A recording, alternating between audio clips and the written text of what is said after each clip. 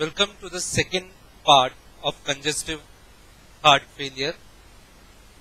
In the first part, we have seen into the definition and classification of congestive heart failure, where the classification was made on the basis of the position or the side of the heart affected and also related to the amount of output.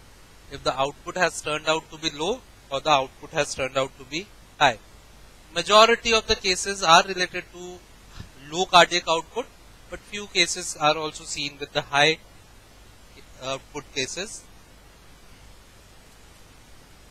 Now based on, we have described about the low and the high output, but now we are going to discuss about the position of the heart, that is left heart failure and the right heart failure. The failure of either right side or the left side of the heart to pump the blood leads to failure of the other side and ultimately results in failure of both the sides of the heart. Quite interesting to listen that if suppose the left side of the heart is not functioning properly, ultimately it will lead into the failure of the right side. And suppose if the right side is not working properly, then it will lead into the failure of the left side. So let us start first with the left-sided cardiac failure. The failure of the left ventricle to pump the entire blood present in it during systole results in retention of some amount of blood after every systole. Thus blood is accumulated in the left ventricle after few systoles of the heart. The left ventricle fails to accept blood from the auricles or the atria. Now what is happening? We will go through a pictorial diagram later. So what is happening? The left ventricle is getting filled by the residual blood which is being left, as this systole, during the systole the ventricles are not able to empty themselves completely. So there is a residual volume of blood left in the ventricles.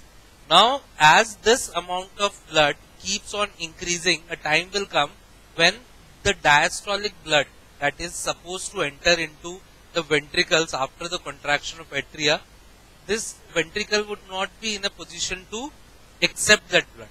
That will ultimately lead into collection of blood in the atria, and that will lead into, because left-sided atria is receiving blood from the lungs. So in that connection, there would be a back pressure built resulting in pulmonary edema. Now right-sided failure. The failure of the right ventricle to pump the entire blood present in during the systole results in retention of some blood after every systole. This blood is accumulated in right ventricles after few systole. The left ventricle fails to accept the blood from peripheral organs and ultimately result in generalized systemic edema or peripheral edema. So what is happening is, as this your heart, right-sided heart is not able to pump completely, again the back pressure theory is created here, and I'm sorry, here it's not the left ventricle, it's the right auricle which fails to accept the blood from the periphery. Now let us have a comparison of both right and left-sided cardiac failure. Have a good look at the chart, and it's a differentiating chart. It is for left-sided, it is a result of right-sided cardiac failure, whereas right-sided cardiac failure is a result of left-sided cardiac failure. Left-sided cardiac failure is insufficient pumping of left ventricle, whereas here there is insufficient pumping of the right ventricle. So what happens is, left ventricle fails to accept or collect the blood, whereas here right ventricle will fail or to collect the blood, which will lead eventually lead on the left side, it will lead into pulmonary edema, whereas generalized edema is found in right ventricular failure.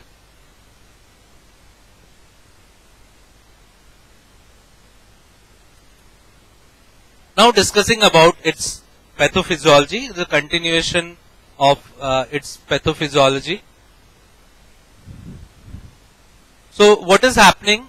The normal about its normal functioning, the filling capacity of a ventricle is about 130 ml, out of which 70 ml undergoes ejection.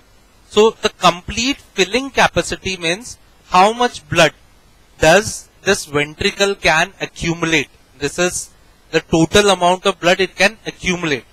And what amount of blood goes out in single ejection is approximately 70 ml, while the remaining volume persists in the ventricle. This is a normal functioning of heart. The volume of blood ejected from left ventricle reduces to about 55 ml in cases of congestive heart failure.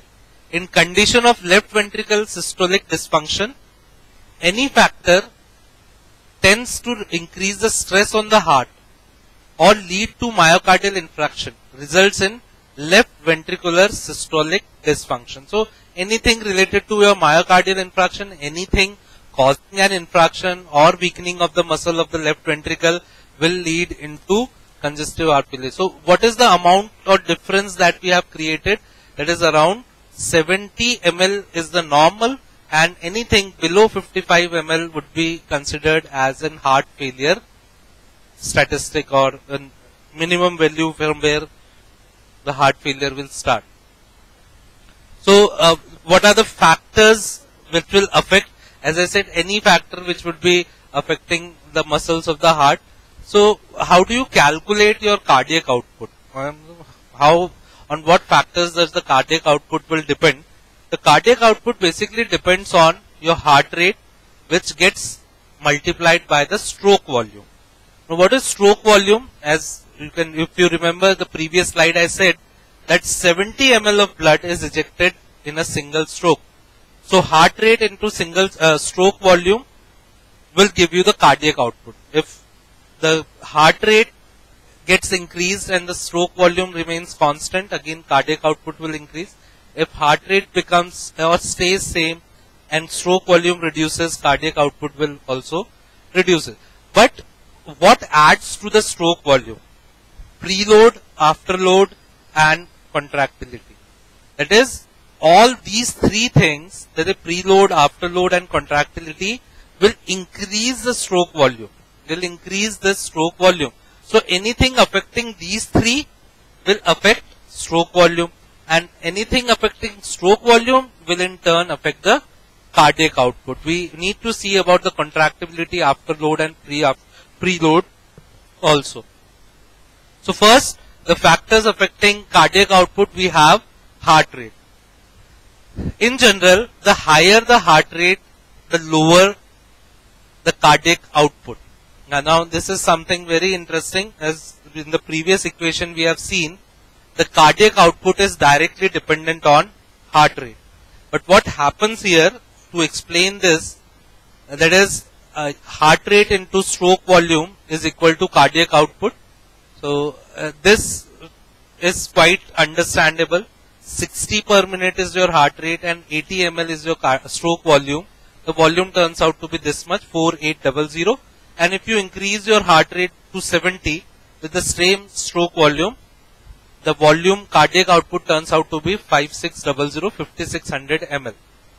But now comes the twist. That is, it is only to a certain point. It doesn't increase beyond this point. If you keep on increasing your heart rate beyond a particular limit, now what will that cause? That will cause a reduction in the cardiac output, and this is interestingly very amazing to understand. It is with excessively increasing heart rates, diastolic filling time begins to fall. That is, the heart do have its own cardiac cycle, and that cardiac cycle has a particular time of repetition. If you are increasing the heart rate to a level beyond which the diastole and the systole are not getting sufficient time to get performed, that is, diastole is relaxation in which the blood fills in, and systole is contraction in which the blood ejects out. So if diastole is not complete, that is, it is not relaxing completely, before the complete relaxation occurs, it gets a new stimulus for contraction.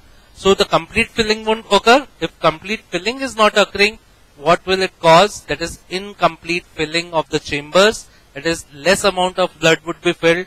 If less amount of blood is filled, then the cardiac output would also be turning out to be less. So you can see here's a comparative chart at 60, 4.8, 80, 6.4, 100, 8 liters. Wow, we are happy that the cardiac output is increasing. But as soon as you have turned the heart rate to 130, what has it caused? It has caused a drastic fall in the stroke volume. So your cardiac output gets reduced. Even increasing it further, that is 150, your cardiac stroke volume reduced to 40 and your cardiac output turns out to be 6 liters per minute. So what is the exact summary of this? Till a point, cardiac output will increase, but beyond the point, cardiac output will decrease. Why will it decrease? Because there is reduction in the stroke volume. Now, the other effects which were affecting the stroke volume, the first is the preload. The volume of blood or the amount of fibers stretched in the ventricles at the end of the diastole, that is before the next contraction, is known as the preload.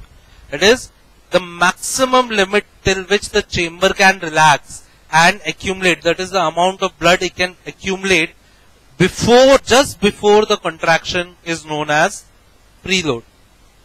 Usually preload increases with fluid volume increase, vasoconstriction, because peripheral vasoconstriction will get more blood towards the heart, and preload decreases with fluid volume loss. Is due to diarrhea or due to any blood loss if there is reduction in the amount of blood. Vasodilation. Vasodilation also causes reduction in preload, that is less amount of blood would be reaching your heart. Now there is a law which is known as Starling's law, and there is somewhat physics in it. So let us understand what Starling's law says. It describes a relationship between preload and cardiac output. The greater the heart muscle fiber are stretched because of increase in the volume, the greater their subsequent force of contraction. Now it's quite okay. You have a heart chamber made up of muscle, you are filling blood in it, it is expanding and the heart muscle fibers are getting stretched. The higher you put the amount of blood or more the amount of blood you add to the chamber, the more would be or the stronger would be the force of contraction. But here lies the but. What does it say? Only till a certain point. If you will add the fluid or you will increase the preload to a certain chamber beyond a certain limit, the muscles which are present in that chamber will lose its contractibility or the strength of contractibility. So what does it mean? That the subsequent force of contraction will increase, but only up to a point. Beyond that point, fiber gets overstretched and the force of contraction is released. So what you get is a bell-shaped curve for it. Initially, if you are increasing the preload, the strength of contraction will increase. But beyond a point, the fiber will get overstretched and your cardiac output will fall. Or you can say the force of contraction is less. As the force of contraction is less, what will happen? Your cardiac output will get decreased. So what is the effect of preload on cardiac output? If you increase the preload, it will increase the stroke volume, but only till a certain point. After that, preload increase will reduce the contractibility of the heart chamber. That in turn leads to low cardiac output. Now what is afterload? The resistance against which the ventricle must pump. That is, as you know, the ventricles will empty into certain vessel, and as the ventricles will contract, the amount of blood passing through the different arteries and veins, they provide some type of resistance. The greater the resistance, the difficult it would be for the blood to move out of the ventricle. So what is the effect of afterload? Afterload is like a frictional surface, or you can say it is a resistance. Lesser the afterload, greater the cardiac output. Greater the afterload, smaller or less would be the cardiac output. So excessive afterload is equal to difficulty in pumping the blood, that is equal to reduced cardiac output and stroke volume. Afterload increases with hypertension. You know, hypertension is the blood pressure, increased blood pressure. That is, blood pressure is the pressure exerted by the flowing blood on the vessel wall. Vasoconstriction also increases afterload, and afterload usually will decrease by vasodilatation. Now, what is contractibility? The ability of the heart muscle to contract relate to the strength of contraction.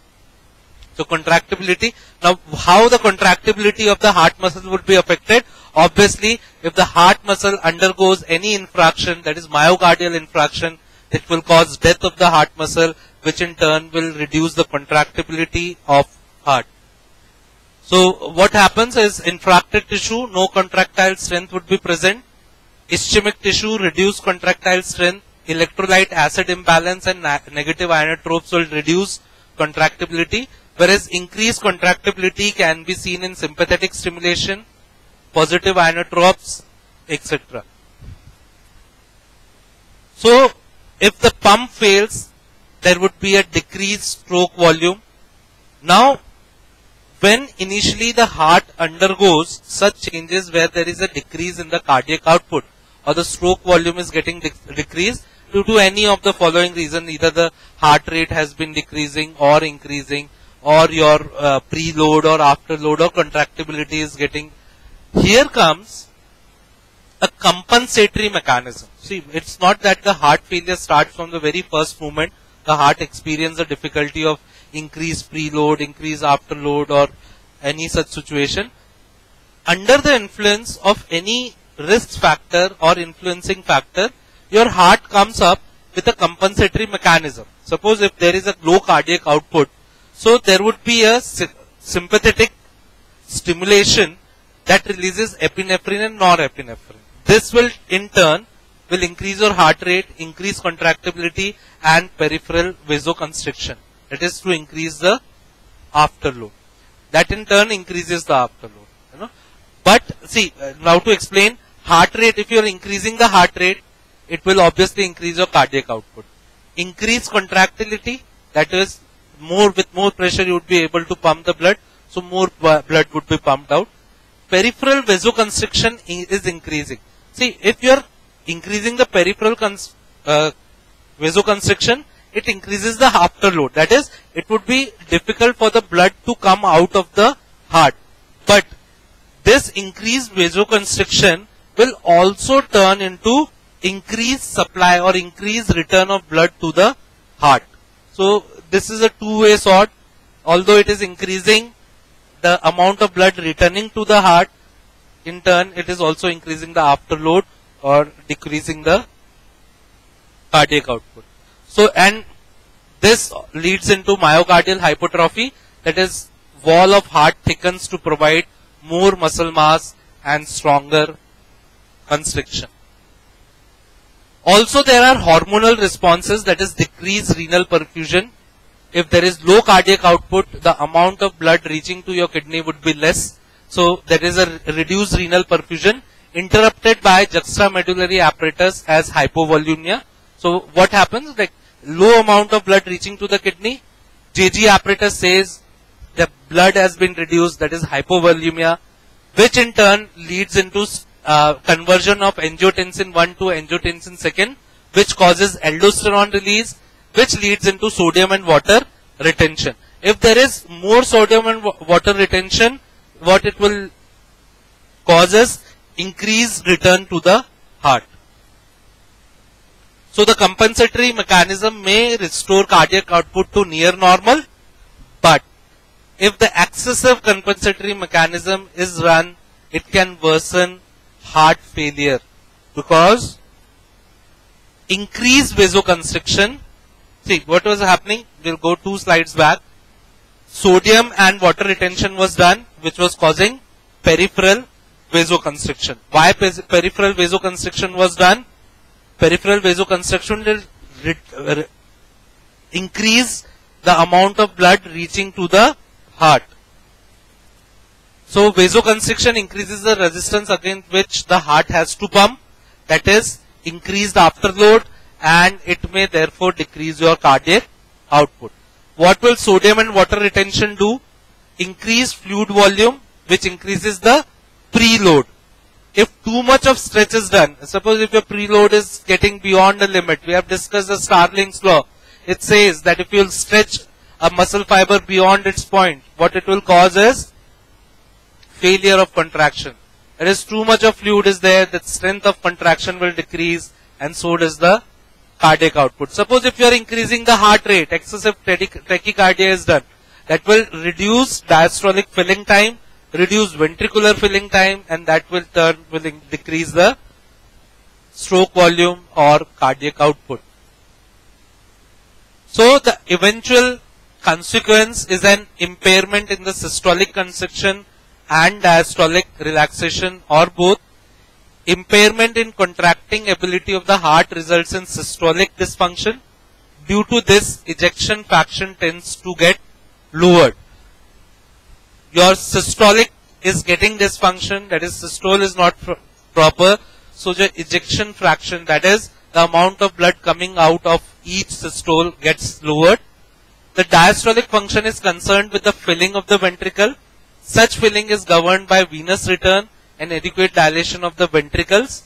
In case diastolic dysfunction, the ventricles do not dilate properly, resulting in relative less filling, and if it is less filled, the diastolic dysfunction persists for longer period, it results in systolic dysfunction. We'll look into the clinical conditions and the clinical features related to congestive heart failure in the third portion and the last part of congestive heart failure. Thank you.